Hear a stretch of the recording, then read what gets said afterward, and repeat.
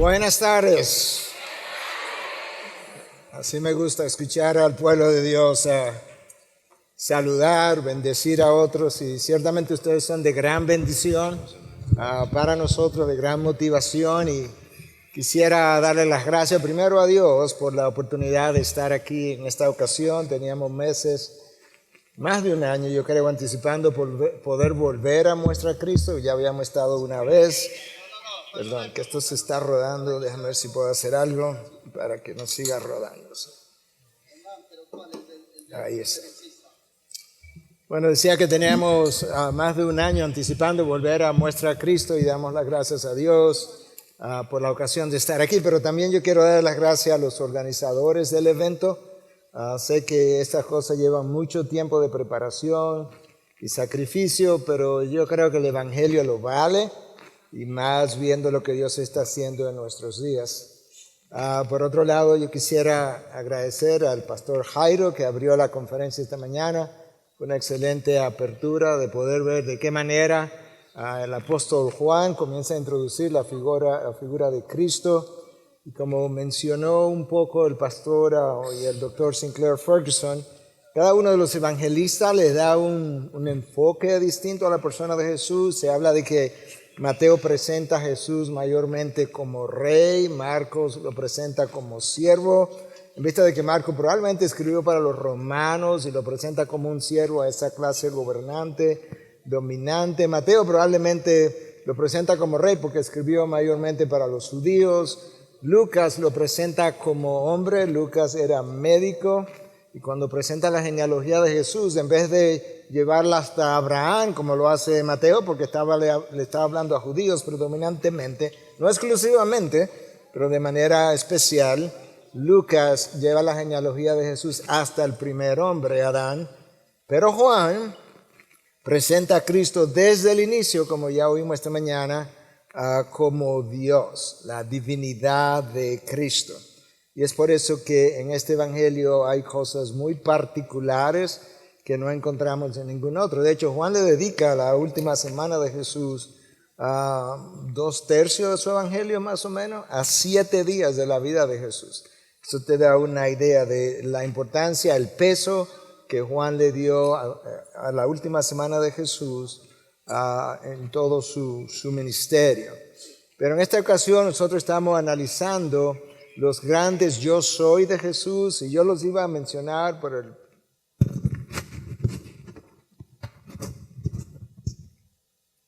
Gracias. Decía que ahora sí.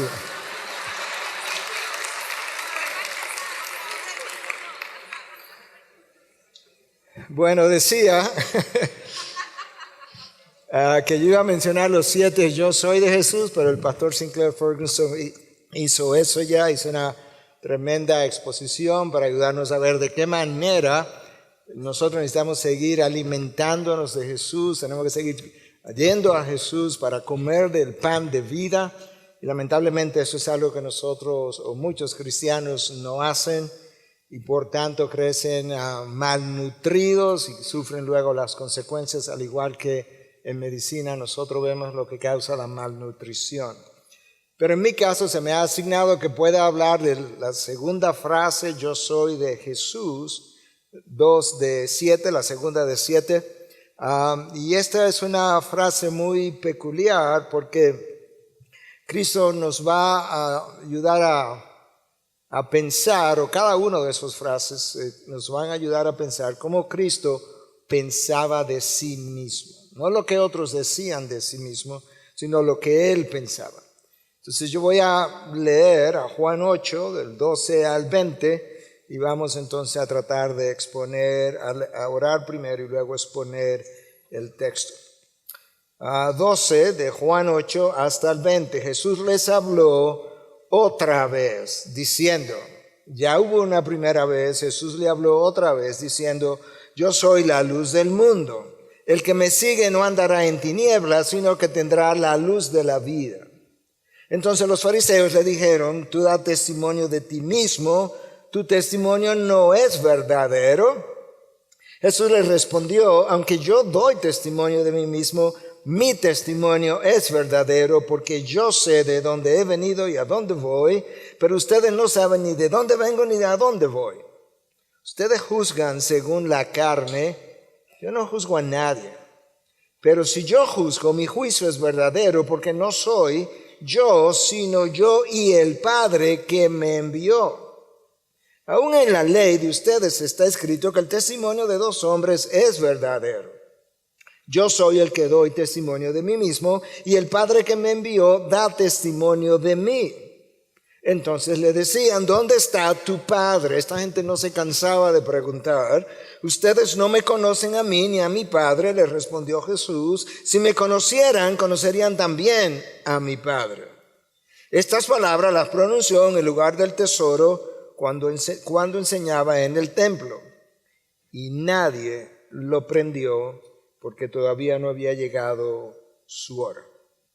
Jesús comienza con otra vez, o el texto comienza diciendo que Jesús le habló otra vez. Pero detengámonos un momento y oremos primero. Padre, gracias por la oportunidad de exponer tu palabra. Tu palabra inspirada por el Espíritu requiere de la misma dependencia del mismo Espíritu en esta ocasión para ser expuesta de una manera que el predicador no se desvíe ni a la derecha ni a la izquierda, que no diluya el mensaje, que no altere el mensaje, que no cambie el mensaje. Señor, esta predicación tiene que ver contigo como la luz del mundo. Yo te pido que tú enciendas la luz sobre tu persona en este momento, se la apague al predicador, de manera que todos nosotros podamos ver a Jesús y no a quien habla por él. Exáltate y glorifícate a ti mismo, pues es en tu nombre que te lo pedimos y es en ti en quien yo dependo. Amén. Amén.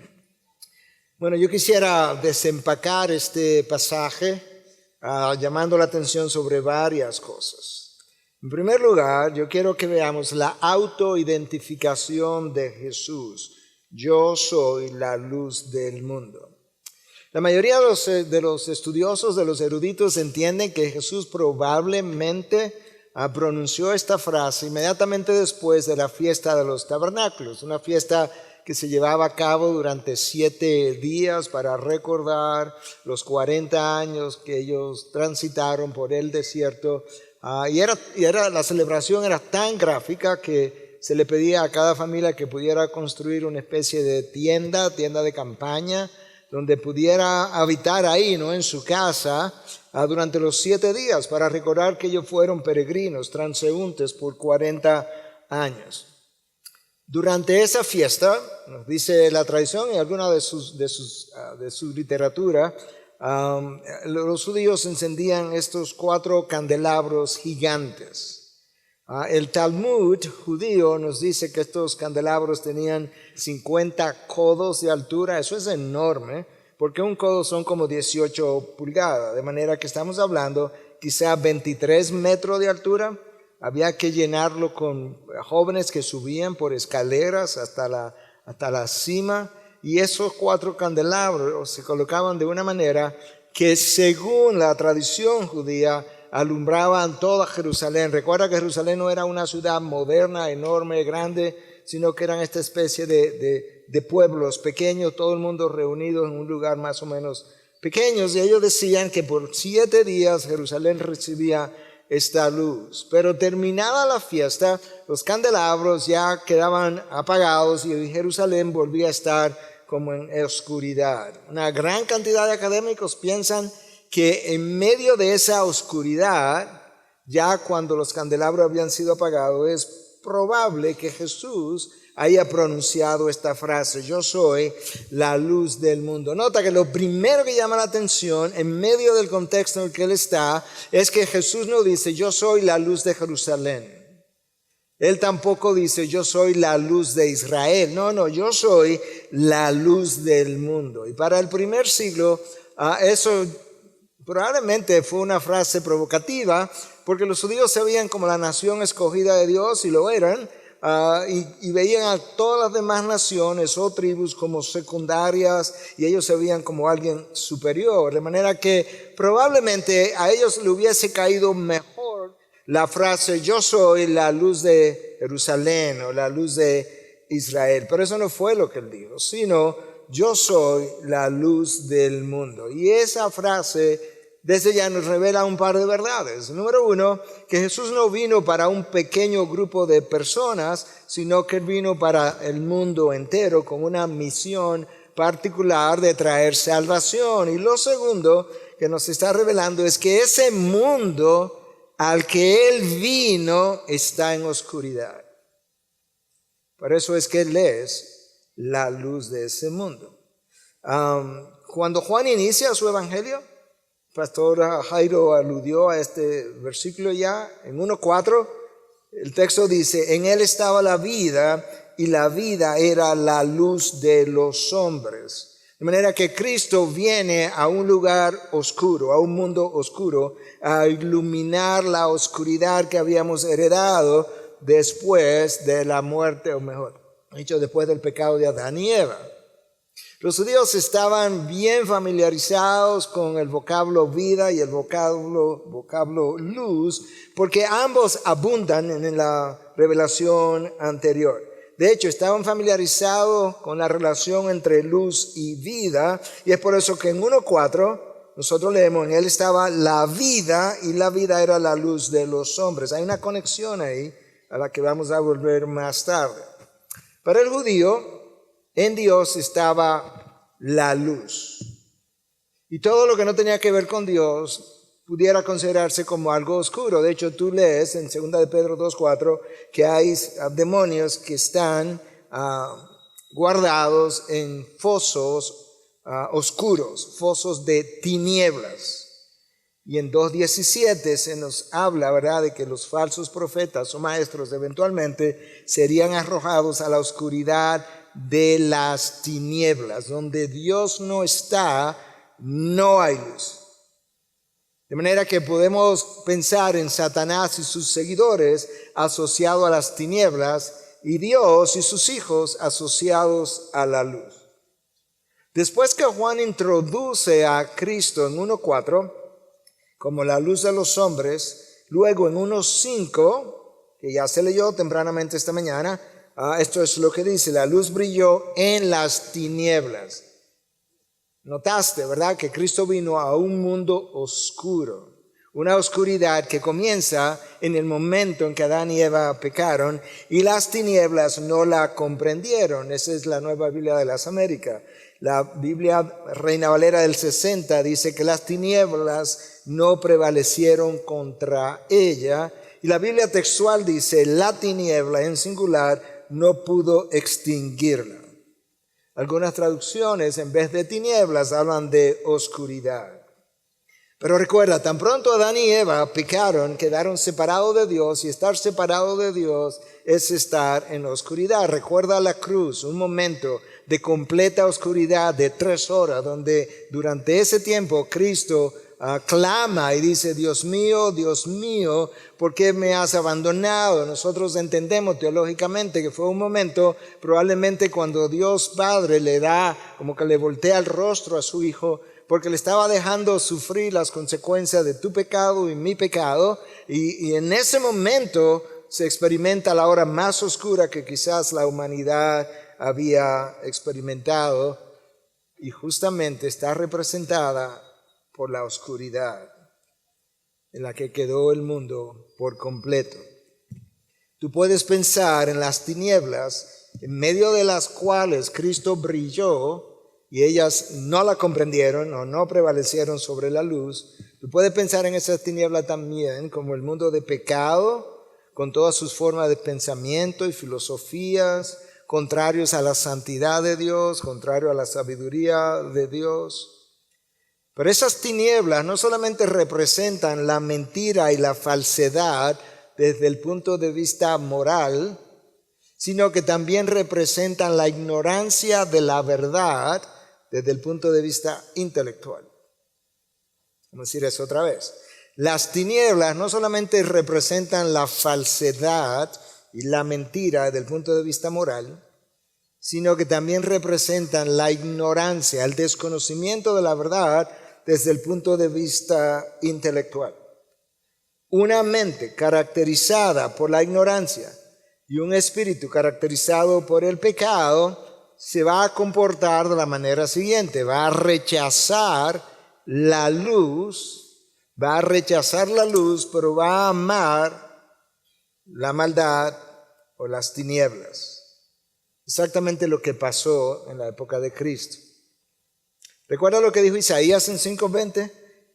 Hay de aquellos que llaman al mal bien y al bien mal. Cuando no conozco la verdad, yo voy a llamar al bien mal y al mal bien. Pero escucha ahora lo que sigue: que tienen las tinieblas por luz y la luz por tinieblas. Hay de ellos que tienen lo amargo por dulce y lo dulce por amargo. De manera que cuando Cristo vino y su luz brilló en las tinieblas, aquellos que vivían en tinieblas tuvieron las tinieblas por luz, y por tanto la luz la tuvieron por tinieblas, y ellos rechazaron la luz creyendo que estaban viviendo ya en la luz. De manera que eso es serio, porque eso implica que voy a amar y a caminar siempre en las tinieblas, pensando que estoy caminando en la luz. La luz representa a Dios y el conocimiento de Él. Las tinieblas representan el pecado, las obras de la carne y a Satanás. Entonces, como la luz del mundo, Cristo es la verdad que Adán cambió por la mentira en el Edén y que lo dejó en oscuridad. Cristo es el camino a que Adán perdió y que luego en la oscuridad de su mente y del mundo exterior él no podía encontrar, no sabía dónde estaba, no lo podía ver. Y Cristo es la vida que Adán perdió y quedó espiritualmente muerto. Y de la manera que una persona físicamente muerta no puede ver la luz del día, una persona espiritualmente muerta no puede ver la luz de Dios. Voy a decir eso otra vez. Un muerto físicamente no puede ver la luz del día, no puede ver el sol, está muerto.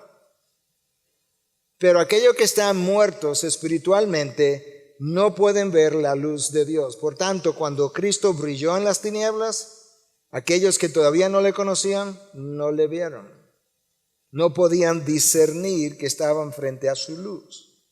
Escucha lo que dice el Evangelio de Juan en 3:19, un par de versículos más adelante. La luz vino al mundo y los hombres amaron más las tinieblas, el pecado, la maldad, las obras del maligno, que la luz, pues sus acciones eran malas. La razón por la que estoy trillando sobre esta parte del Evangelio y sobre este entendimiento es porque yo creo que muchos de nosotros hemos oído la frase yo soy la luz del mundo, pero no hemos entendido el peso, la importancia que esa frase tiene, y no hemos entendido tampoco qué Cristo quiso decir cuando dijo yo soy la luz del mundo. De manera que Cristo es entonces la luz que puede disipar mis tinieblas, pero para que mis tinieblas sean disipadas, yo necesito en primer lugar mis pecados perdonados y necesito mi alma redimida, de manera que ahora mis ojos sean abiertos y yo pueda ver. Ahora, cuando Adán y Eva pecaron, esa oscuridad que vino sobre toda la creación no estaba simplemente en el mundo exterior, por así decirlo. Fue una oscuridad tan densa que penetró mi interior. ¿Y cómo yo lo sé? Porque las Escrituras lo declaran. Escucha lo que dice Efesios 5:8. Antes ustedes eran tinieblas. No dice estaban en tinieblas simplemente, ya eso es un hecho. No, eran ustedes mismos en su interior, eran tinieblas, y ahora le habla a aquellos que ya habían recibido a Cristo como Señor y Salvador, pero ahora son luz en el Señor. Anden como hijos de luz. Una cosa es estar en tinieblas, porque pudiera ser que yo esté en tiniebla hoy y mañana no lo esté, y otra cosa es ser tiniebla.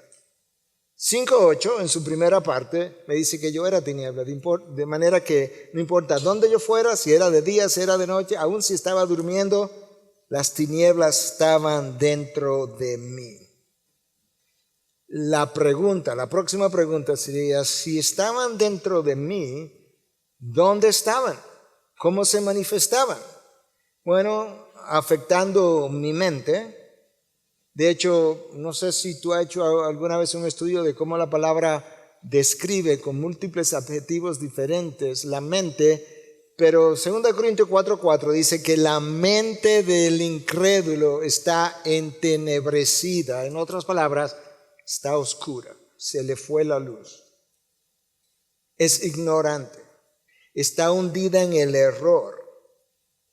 Y eso es exactamente lo que el apóstol Pablo dice en Romanos 1:22, que profesando ser sabios se volvieron necios, creyendo que eran sabios, que tenían luz, que entendían las cosas que debían entender, se volvieron necios. ¿Y cómo describe el salmista el necio? Alguien que dice no hay Dios.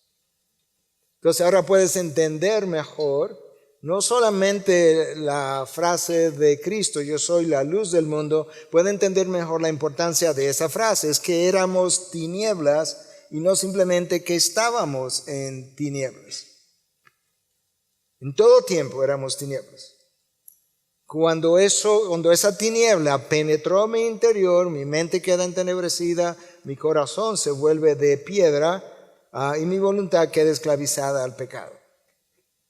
Y esta es la condición del hombre que está en tiniebla, o la mujer, ¿verdad? O que es tiniebla. Esa persona que no conoce a Cristo, él tiene una mente que no entiende. Él tiene un corazón que no quiere. Y tiene una voluntad que no puede. Ahora podemos entender mejor lo que el Dr. Ferguson trataba de explicar esta mañana, cuando decía que tú no puedes por ti mismo decir, voy a entregar mi vida a Cristo, porque el Padre primero tiene que traerte. Y entonces Él te trae y Cristo hace el trabajo. Pero ¿por qué no puede? Es que su mente no entiende. Tú le predicas el Evangelio y Él no lo entiende. Él entiende la gramática, él entiende la semántica de las oraciones, pero no entiende. El apóstol Pablo le escribió a los Corintios y que le dice que ellos no pueden entender lo que él está predicando, enseñando. No pueden entender las cosas espirituales porque se disciernen por medio del Espíritu y el incrédulo no tiene el Espíritu. Entonces la mente no entiende, el corazón no quiere y la voluntad no puede. A ese mundo así de oscuro, Cristo vino y dijo, yo soy la luz del mundo. Ahora, cuando Cristo dijo eso, y los fariseos estaban ahí, esa frase no cayó en medio de ellos como pudiera caer en medio de un incrédulo hoy. Y la razón es que ellos, los judíos, habían asociado la luz a Dios. Escucha varios versículos acerca de esto. El Salmo 27:1, primera parte. El Señor es mi luz y mi salvación. ¿A quién temeré? El concepto de la luz ellos lo tenían bien arraigado en la revelación anterior, pero asociado a Dios. El Señor es mi luz. Y esa idea viene de muy atrás. Recuerda que en su travesía por el desierto, 40 años en la noche, Dios encendía un fuego que le daba luz. De manera que desde esa época ellos tienen una asociación de la luz con Dios. Tanto era la asociación que ellos no solamente consideraban a Dios como la fuente de luz, consideraban la palabra de Dios de la misma manera. En el Salmo 119, 105, lámpara es a mis pies tu palabra y luz para mi camino. La mente judía entendía que cuando se hablaba de luz estamos hablando de Dios y estamos hablando de la palabra de Dios que alumbra mi camino, que es una lámpara para mis pies. En medio de ese entendimiento se aparece Jesús y le dice al fariseo que están ahí, yo soy la luz del mundo. En otras palabras, yo soy Dios. El salmista entendió cuando nos dice que lámpara es a mis pies tu palabra y luz para mi camino, que cuando no conocemos a Dios, no conocemos a Cristo, nosotros carecemos de la luz para caminar sin tropezar, sin perdernos o sin caernos. Cuando el cristiano ha venido a los pies de Cristo y estando en Cristo, asumiendo una regeneración verdadera, y él tropieza y tiene una caída moral, como hemos visto, él ha tomado su luz y la ha puesto debajo de una mesa, de un escritorio, por así decirlo, y en ese momento de su caída, él estaba caminando sin luz. Él estaba caminando en tinieblas. Escucha al autor de Proverbios, ya no el salmista, sino otro autor, en 6:23 dice, porque el mandamiento, esa es la ley, o el Antiguo Testamento, es lámpara y la enseñanza luz. Ahí está la asociación otra vez, de la luz con Dios. Cuando Cristo dice, yo soy la luz del mundo, Él se estaba equiparando con Dios y con la ley. Porque ellos entendían que la ley era su lámpara para su camino y entendía que el Señor era su luz. Lo leí del Salmo 27:1. Y por eso decía, ¿verdad? Ya lo he repetido un par de veces, que ellos tenían muy claro el concepto de la luz y la vida y la relación entre esas dos palabras. Si nosotros nos vamos al Nuevo Testamento, la asociación de la luz con Dios es todavía más estrecha. Escucha lo que dice 1 Juan 5:6. Dios es luz. No es simplemente que Dios irradia luz, no, en su esencia Él es luz. De hecho, nosotros leemos en 1 Timoteo 6:16 que Dios habita en luz inaccesible. ¿Tú recuerdas la experiencia del profeta Isaías cuando tiene el encuentro con ese Dios alto y sublime, cuyas orlas llenan el templo? Que estaba a cada lado, ¿verdad? De Dios, había del trono de Dios, habían estos serafines que tenían 6 alas.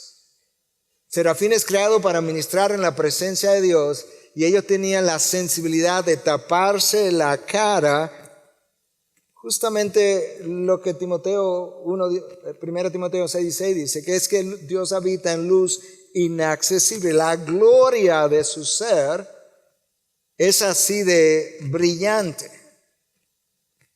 Y Jesús viene y se para, quizás en medio de la oscuridad, después de la fiesta de los tabernáculos, dice, yo soy, el yo soy de Éxodo 3, la frase famosa con la que Dios se identifica a Moisés, dice, yo soy la luz del mundo. En segundo lugar, yo quiero que veamos en el texto de hoy no solamente la autoidentificación de Jesús, sino también el efecto que tiene encontrar la luz del mundo.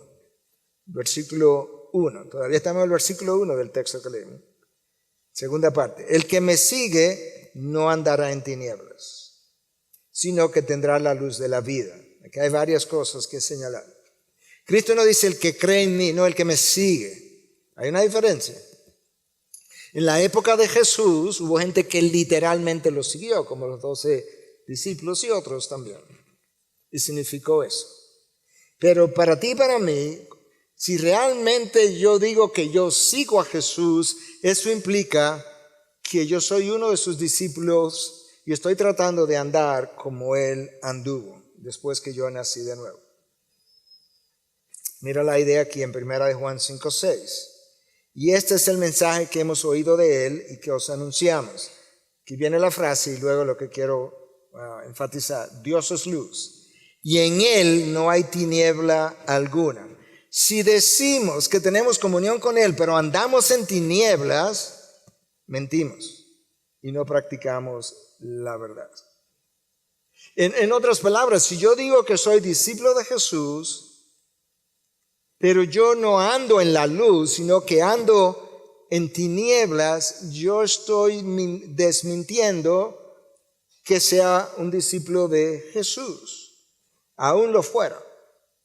Pero parece ser que no lo soy. Y ahora escucha esta frase que Cristo dijo en esa ocasión, que Él era la luz de la vida. Eso dice Cristo. Versículo 1 del texto de hoy. El que me sigue no andará en tinieblas, sino que tendrás la luz de la vida. Es como que el que me tiene a mí, tiene la vida. El que no me tiene a mí, no tiene la vida. De manera que el efecto de tener la luz de Cristo, que es lo segundo que estamos viendo en el texto de hoy, es precisamente ese, que yo paso de la muerte a la vida. Escucha lo que dice el salmista en 36:9. Porque en ti está la fuente de la vida. Escucha la asociación ahora. En tu luz vemos la luz.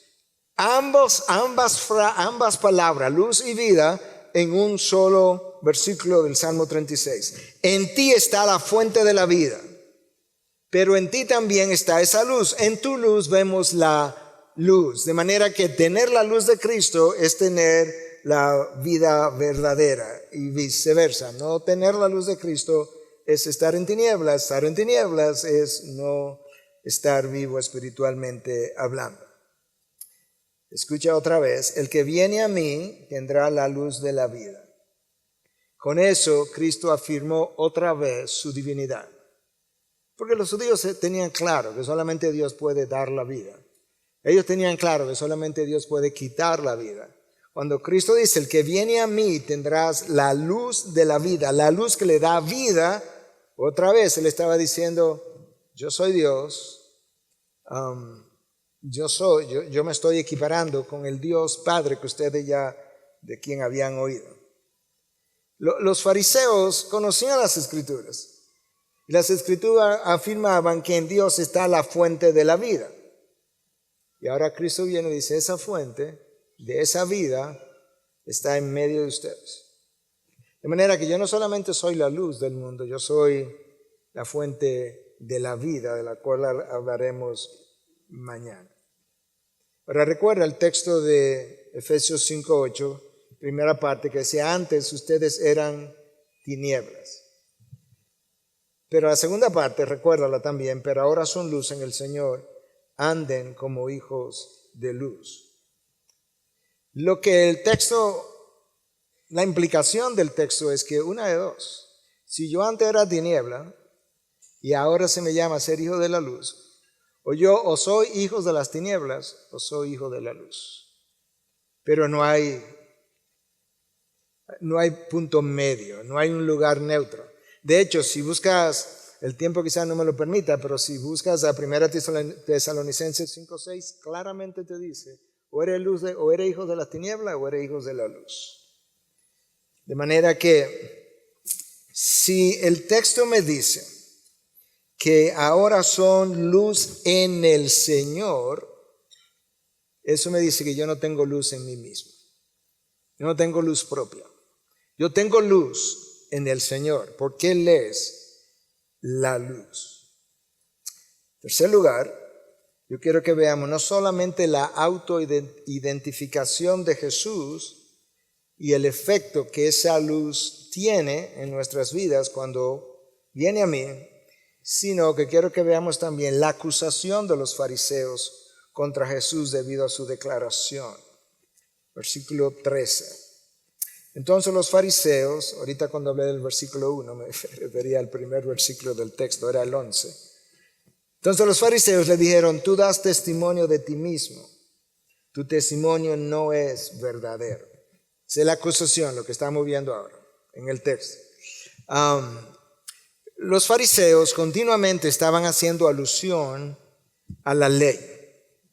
En la ley estaba su autoridad. Básicamente ellos no consideraban una autoridad propia, sino que ellos tenían una autoridad basada en la ley como ellos la entendían. Entonces resulta que en número 35:3 se dice lo siguiente, si alguien mata a una persona, al asesino se le dará muerte ante la evidencia de dos, pero a ninguna persona se le dará muerte por el testimonio de un solo testigo. Ellos vienen ahora y le dicen a Jesús que su testimonio no es verdadero. Quizás estaban pensando en ese texto, o quizás estaban pensando en otro texto. Eso fue el número 3530. Número es el libro que narra la travesía de ellos por 40 años en el desierto. Pero antes de entrar a la tierra prometida, antes de cruzar el río Jordán, ellos se detuvieron ahí 1 o 2 meses y ahí Moisés les da el Deuteronomio. Y el Deuteronomio, lo que implica esa palabra Deuteronomio, segunda ley. Moisés vuelve a recapitular la ley con pocas más palabras. Y entonces, en ese momento, en Deuteronomio 19:5, Moisés dice, no se levantará un solo testigo contra un hombre por cualquier iniquidad o por cualquier pecado que haya cometido. El caso será confirmado por el testimonio de 2 o 3 testigos. En el mismo libro de Deuteronomio 17:6 se dice, al que ha de morir se le dará muerte por declaración de 2 o 3 testigos. No se le dará muerte por la declaración de un solo testigo. En otras palabras, la ley estaba hablando de la necesidad de 2 o 3 testigos en caso de que a ti se te estuviera juzgando por un crimen que llevara a la pena de muerte. Ese no es el caso de Jesús. Él no necesitaba 2 o 3 testigos. Sin embargo, Él proveyó un segundo testigo en esta ocasión. Pero a donde ellos vienen es, tú das testimonio de ti mismo, tu testimonio no es verdadero, aquí faltan testigos.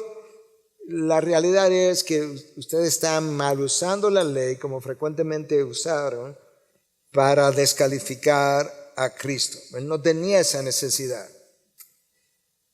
Pero la realidad es, hermanos, como dice Richard Phillips en uno de sus comentarios, es que el incrédulo nunca tiene suficiente evidencia para creer. Y al mismo tiempo, ninguna evidencia es capaz de remover su incredulidad. Según Richard Phillips, en el Evangelio de Juan encontramos un estudio penetrante de la incredulidad del ser humano, más que en cualquier otro libro de la Biblia. Lo que Richard Phillips está diciendo, si tú estudias el Evangelio de Juan, tú te vas a dar cuenta que aquí hay una incredulidad de parte de aquellos que estuvieron siguiendo a Jesús y cuestionando a Jesús. Y es descrita la profundidad y la penetración de esa incredulidad mejor que en cualquiera de los libros de la Biblia. Pero la incredulidad la produce las tinieblas en su interior, porque no tienen luz. Esa es la luz que el mundo necesita. A mayor incredulidad, yo necesito más testigos y ninguno me convence. Eso es como es. En medio de esa incredulidad, debido a la oscuridad, Cristo dice, yo soy la luz del mundo. Déjame contarte o leerte esta historia del famoso físico Isaac Newton del pasado. Esta es la historia. En una ocasión él fue abordado por algún colega, otro físico, que quería discutir con la imposibilidad de creer en Jesús. Un amigo de él, físico, no quiere creer en Jesús. Newton respondió con una analogía. A veces entro a mi estudio y como soy tan despistado, trato de encender la vela cuando todavía ella tiene el extinguidor de velas sobre ella y por tanto no prende. No sé si han visto, esta es la vela, y ahí viene un extinguidor que es como una campanita con que tapan la vela y se apaga. Newton está diciendo, a veces yo dejo el extinguidor puesto sobre la vela y cuando la vengo a prender, el extinguidor está puesto, el extintor. Dice Newton, pero cuando el extintor es cuando yo soy capaz de removerlo, entonces yo soy capaz de encender la vela. Me preocupa, le dice él a su amigo, que en tu caso el extintor sea el amor por tus pecados. Es una incredulidad expresa y voluntaria la que existe en ti. La incredulidad es expresa y voluntaria. Vuélvete a Dios en arrepentimiento. Prepárate para que el Espíritu de Dios revele su verdad a ti y luego será el gozo de Dios, mostrarte la gloria de la gracia de Dios resplandeciendo en el rostro de Jesucristo. Wow. ¿Y sabes qué, hermanos? Después de venir a Cristo, todavía hay incredulidad en nosotros. Y de no ser así, nunca dudáramos, nunca estuviéramos atemorizados por el día de mañana, nunca cuestionáramos nunca estuviéramos en el consultorio de un médico preocupado por lo que me va a decir, a pesar de que ya Dios nos dijo que no nos preocupáramos. A la luz de la palabra, si lo analizas bien, la preocupación es pecado. Porque pecado es todo aquello que no agrada a Dios, no glorifica a Dios, no está de acuerdo con Dios, todo aquello que Cristo no haría si estuviera aquí como ser humano. En cuarto lugar, yo quiero que veamos no solo la autoidentificación de Jesús y el efecto que tiene la luz del mundo en nuestras vidas, que ya vimos, y la acusación de los fariseos contra Jesús, que también vimos, sino también yo quiero ver la autoridad de Jesús para constituirse en su propio testigo. Jesús les respondió, versículo 14, aunque yo doy testimonio de mí mismo, mi testimonio es verdadero. ¿Por qué? Porque yo sé de dónde he venido y a dónde voy. Pero ustedes no saben ni de dónde vengo ni a dónde voy. Eso en esencia responde, mi testimonio es suficiente porque yo soy Dios, yo sé de dónde vine y yo sé a dónde voy a regresar. El problema por el que ustedes no me aceptan, no me conocen, no me reconocen, es que ustedes no saben que yo soy Dios, que soy parte de la Trinidad, no saben de dónde yo vengo. Y cuando me maten en unos días, ustedes tampoco van a saber para dónde yo voy. Cuando Cristo dice, yo sé de dónde vengo, yo sé para dónde voy, estaba haciendo alusión a su origen, de dónde Él salió. Y al mismo tiempo le estaba dejando ver, yo no voy a estar aquí con ustedes para siempre, cuando yo me vaya, ustedes tienen tanta oscuridad que habiendo escuchado mis enseñanzas, habiéndole yo dicho quién era y habiéndole dicho incluso para dónde voy, ustedes todavía no lo van a saber. ¿Por qué? Porque ellos estaban en tinieblas. Su entendimiento estaba en oscuridad. Su discernimiento estaba profundamente afectado. Pero ¿sabes qué? Ellos no tenían la más mínima, sincera disposición de descubrir quién era Jesús. La más mínima no lo tenían. Lo único que ellos están tratando de hacer todo el tiempo era invalidar el testimonio de Jesús de tal manera que ellos pudieran acusarlo y hacer de él lo que ellos quisieran. Ellos están trayéndole a Jesús una mala aplicación de la ley, que él necesitaba 2 o 3 testigos, ¿verdad? Necesitaba más que el testimonio de él. Él no ha cometido un crimen, él no ha matado a nadie. Lo que a él le va a ocurrir no es algo que lo iba a llevar a la pena de muerte, por lo menos hasta ese momento. Y ahora ellos están discutiendo acerca de la ley. ¿Sabe con quién? Con el dador de la ley. Cristo vino a ampliar el significado de la ley de manera que pudiéramos entender que la ley no era simplemente la letra de la ley, sino que había un espíritu de la ley, de tal forma que adulterio no era simplemente tener una relación ilícita con alguien del sexo opuesto, sino que adulterio era incluso simplemente desear la mujer de tu prójimo, y ese es el espíritu de la ley. Ellos están frente al dador de la ley, al intérprete de la ley, al corrector de todos los malentendidos de la ley, y ellos quieren saber más que él acerca de la ley. Para ellos la autoridad estaba en la ley. Para Cristo la autoridad estaba en él, el dador de la ley, el intérprete de la ley, el Señor de la ley. Pero cuando tú estás en oscuridad, aún lo más obvio, tú no lo puedes ver. Jesús todo el tiempo, ellos todo el tiempo hablaban con referencia a la ley. La ley dice, porque en la ley se escribió, porque como está escrito, y Cristo viene y dice, ustedes habéis oído que se os dijo, pero yo os digo.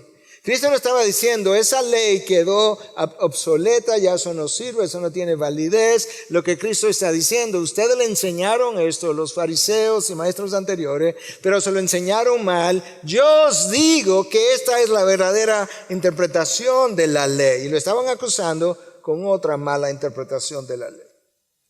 Versículo 16, pero si yo juzgo, mi juicio es verdadero, porque no soy yo, sino yo y el Padre que me envió. Ahora, la pregunta sería, ¿cuándo el Padre dio testimonio de Jesús? Bueno, tiene mucho tiempo haciendo eso. Que los profetas todos dieron testimonio de Jesús antes de que Jesús viniera. Moisés dio testimonio de Jesús antes de que Jesús viniera. Cuando Cristo fue al Jordán y fue bautizado en el Jordán, el cielo se abrió. Y se abrió en presencia de todos aquellos que habían ido o a oír a Juan o que querían bautizarse o querían ver lo que estaba ocurriendo. Y en presencia de todos se oyó una voz desde el cielo que dijo: este es mi Hijo amado en quien me he complacido. El Padre dio testimonio público de que Él era su Hijo. Mateo 3:17. Cuando Cristo fue al monte de la transfiguración, le acompañaron por lo menos 3 testigos: Juan, Jacobo, Pedro. Y allí otra vez, Mateo 17:5, el Padre volvió a hablar y dijo: este es mi Hijo amado en quien yo estoy complacido, óiganlo a Él. Wow. Ahora, quizá no recuerda los detalles de lo que pasó en el monte de la transfiguración, pero lo que pasó en el monte de la transfiguración es congruente no solamente con la frase yo soy la luz del mundo, sino con la frase de Juan 1:4 que habla de que Él era la luz de los hombres. Escucha lo que dice Mateo 17:2 en el monte. Delante de ellos, Pedro, Juan, Jacobo, se transfiguró y su rostro resplandeció como el sol y sus vestiduras se volvieron blancas como la luz. Y es como que por un momento Dios Padre le quitó el velo a su Hijo y lo dejó ver en su gloria. Y lo que resplandeció, la única manera que estos discípulos apóstoles pudieron describirlo fue: su rostro brillaba como el sol. Cuando tú ves el sol, así mismo lució su rostro. Y sus vestiduras, tú sabes que la vestidura que él tenía cuando él subió, tenían color. No sé cuál, pero tenían color. De repente perdieron el color y solamente se veía como la luz, blancas como la luz. La gloria de Dios en las Escrituras siempre son identificadas con la brillantez de su luz. La transfiguración en sí misma, bien entendida, dio testimonio de su divinidad, por lo que yo acabo de decir. Los judíos que escuchan a Jesús responderle, diciendo: yo doy testimonio de mí mismo, pero mi Padre también, dice en el versículo 17, aún en la ley de ustedes está escrito que el testimonio de 2 hombres es verdadero. Ese es Jesús hablando. Yo soy el que doy testimonio de mí mismo y el Padre que me envió da testimonio de mí. Entonces le decían: es que ellos no van a aceptar nada. ¿Dónde está tu Padre? Ahora hay que buscar al Padre de Jesús. ¿Tú creías que si el Padre de Jesús venía, vamos a suponer, que ellos le iban a creer al Padre? No, ellos lo que estaban pensando: tráeme al Padre porque lo oímos a Él, te oímos a ti, y de alguna manera vamos a encontrar que esos 2 testimonios no son congruentes. Probablemente eso es lo que estaban pensando, como hacen en una corte con los testimonios que confrontan uno con el otro. Ustedes no me conocen a mí, le dice Jesús, ni a mi Padre. Si me conocieran, conocerían también a mi Padre. Ese es el problema. Que ustedes tienen una historia de cientos de años atrás de la ley, obedeciendo la ley, pero ustedes no conocen al dador de la ley. Si ustedes conocieran, es más, si ustedes conocieran verdaderamente lo que los profetas declararon acerca de mí, ustedes supieran exactamente con quién ustedes están hablando. Pero no. Lo único que ellos querían era descalificar a los testigos que Jesús pudiera traer.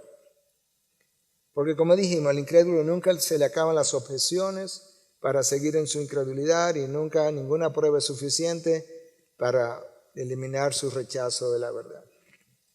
¿Tú sabes lo que es estar frente a Dios encarnado y ni percatarte que Dios está ahí?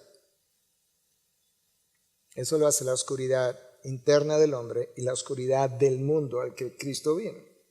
Ellos estaban frente al juez del cielo y la tierra y ellos estaban acusando al juez. Serio. Y estaban frente a la fuente de la luz y seguían en oscuridad. Wow. Ustedes no me conocen, ni conocen a mi Padre. Si conocieran las Escrituras, ustedes supieran con quién hablan. El texto va cerrando y dice que estas palabras las pronunció en el lugar del tesoro cuando enseñaba en el templo, y nadie lo prendió porque todavía no había llegado su hora. El lugar del tesoro es el lugar donde se recogían o se traían las ofrendas. Se encontraba en el atrio de las mujeres, no sabemos por qué, pero ahí era donde estábamos. Y aparentemente no estaba muy lejos del lugar donde el Sanedrín se reunía. Y estaba muy cerca del lugar donde se encendían estos 4 candelabros durante la fiesta de los tabernáculos. Ahora, si nosotros revisamos la palabra de Dios con cuidado, nos vamos a dar cuenta que desde un inicio la luz está asociada a Dios y a las cosas de Dios. Por eso es que su palabra es lámpara para mis pies. Pero si uno la revisa bien, incluso antes de Dios cerrar la antigua revelación, justo al final, Él comenzó a revelar a su Hijo como la luz, de una forma simbólica. Escucha cómo dice Malaquías 4:2 acerca de el Mesías que viene, que vendría 400 años después, cuando el Nuevo Testamento abre y ahí está el nacimiento de Jesús. ¿Tú sabes cómo le llama a Jesús, Malaquías? El sol de justicia. El sol de justicia vendrá, haciendo referencia a la venida de Cristo. Cuando Juan abre su evangelio para introducir a Cristo, dice que Jesús era la luz de los hombres. Cuando Pablo describe ante el rey Agripa II en el libro de los Hechos, capítulo 26, su testimonio de su encuentro con Jesús o el encuentro de Jesús con él le dice que ese día cuando él cayó, él vio una luz procedente del cielo, más brillante que el sol, que resplandecía alrededor mío. ¿Y quién era esa luz? Jesús, que se le apareció a Pablo y le dice: Saulo, Saulo, ¿por qué me persigue? ¿Qué fue lo que vio alrededor de ese personaje? Porque él le preguntó: ¿quién eres? Lo que él estaba viendo era una luz procedente del cielo, más brillante que el sol. Malaquías le llama al sol de justicia. Pero cuando tú vas a cerrar la nueva revelación, el Nuevo Testamento, en 1:16 de Apocalipsis, se me describe a Jesús como que su rostro era como el sol cuando brilla con toda su fuerza. 12 del día, el sol está ahí con toda su fuerza brillando. Tú miras hacia el sol, lo miras así de frente. Y así es el rostro que describe Apocalipsis 1:16 de Jesús. Y cuando finalmente entramos a la Nueva Jerusalén, la ciudad no tiene necesidad de sol ni de luna que la iluminen, porque la gloria de Dios la ilumina. Escucha ahora. Y el Cordero es su lumbrera. Wow. El Cordero es la fuente de luz. Con razón, el Cordero, antes de sacrificarse, cuando vino, dijo: yo soy la luz del mundo. La luz brilló en las tinieblas. Las tinieblas no pudieron extinguirla, pero las tinieblas tampoco quisieron nada con la luz. Ahora, tú sabes que si tú eres cristiano, yo no sé, en esta multitud, ¿verdad?, de casi 2,000 personas, no sé si todo el mundo es cristiano, pero si tú quieres saber lo que pasó el día que tú naciste de nuevo, escucha de qué manera poética y real Pablo describe ese milagro del nuevo nacimiento, que lo produce justamente el hecho de que Jesús te haya traído a la vida. 2 Corintios 4:6. Pues Dios, que dijo de las tinieblas resplandecerá la luz, es el que ha resplandecido en nuestros corazones para la iluminación del conocimiento de la gloria de Dios en el rostro de Cristo. El mismo Dios que en el Génesis Dios sea la luz, un día que tú estabas en oscuridad, cuando todavía no conocía a Cristo, entonces Él dijo, sea la luz en tu interior, tus ojos se abrieron, tuviste la luz y de repente habías nacido de nuevo y ni siquiera lo sabía, comenzabas a comprender las escrituras porque algo había iluminado tu mente que había estado en oscuridad y de repente ahora ya no eres un hijo de las tinieblas, sino un hijo de la luz. Wow.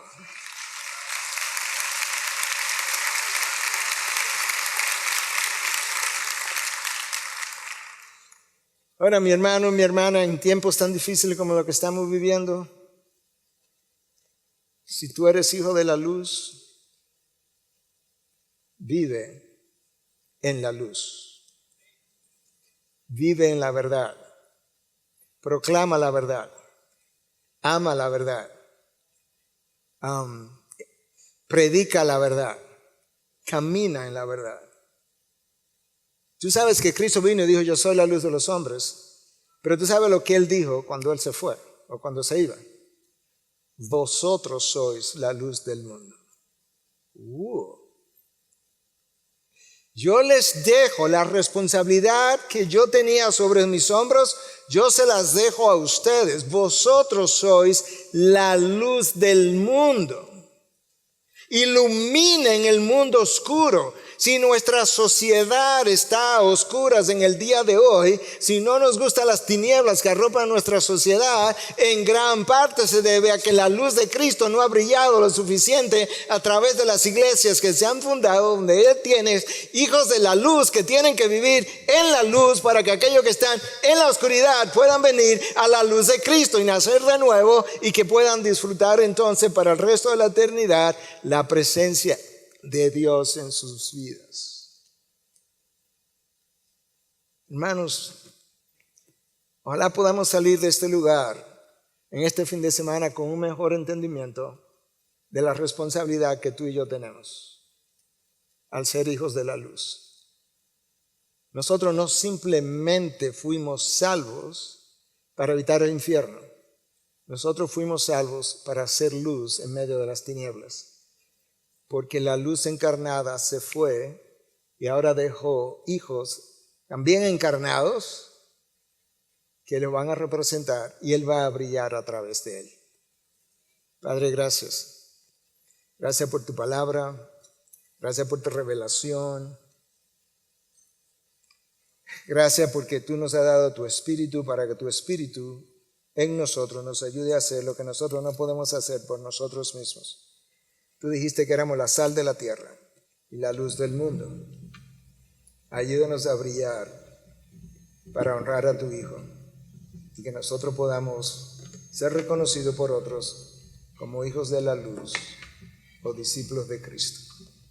En su nombre oramos. Amén. Bendiciones.